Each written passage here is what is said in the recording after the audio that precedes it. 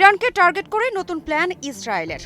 তারই গোপন বার্তা যুক্তরাষ্ট্রকেও জানিয়েছে দেশটি। আর তা হলো আবারও ইরানে হামলা চালাতে যাচ্ছে ইসরায়েল। মিডল ইস্ট মনিটরের এক প্রতিবেদনে উঠে এসেছে চাঞ্চল্যকর তথ্য।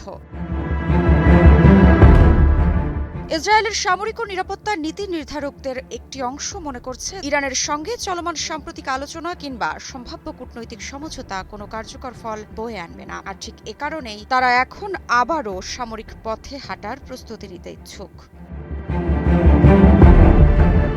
প্রতিবেদনে বলা হয়েছে, তেল আবিব ইতোমধ্যে ওয়াশিংটনকে নিজেদের অবস্থানের কথা জানিয়েছে। বার্তাটা একদম পরিষ্কার, ইরানের বিরুদ্ধে হামলার সব বিকল্প এখনো খোলা। শুধু তাই নয়, গত মাসে যুক্তরাষ্ট্র ও ইসরায়েলের সামরিক কর্মকর্তারা একসঙ্গে সম্ভাব্য লক্ষ্যবস্তুর নতুন তালিকাও তৈরি করেছেন বলে জানা গেছে। আর সেই তালিকায় রয়েছে ইরানের অপরিশোধিত তেল শোধনাগার এবং গুরুত্বপূর্ণ জ্বালানি স্থাপনা। বিশ্লেষকরা বলছেন, পারস্য উপসাগরীয় অঞ্চলের বর্তমান উত্তেজনাপূর্ণ পরিস্থিতিকে কাজে লাগাতেই এমন পরিকল্পনা সামনে আনা হচ্ছে।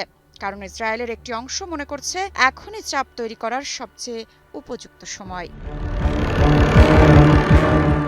তবে প্রশ্ন উঠছে, যদি সত্যিই নতুন হামলা শুরু হয় তাহলে কি পুরো মধ্যপ্রাচ্য আরও বড় সংঘাতের দিকে এগোবে? আর যুক্তরাষ্ট্র শেষ পর্যন্ত কোন অবস্থান নেবে?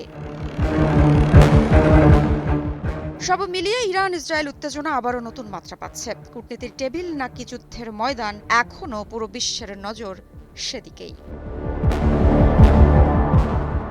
ঋত্বিকা সিনহা বিশ্বাস, নিউজ 24।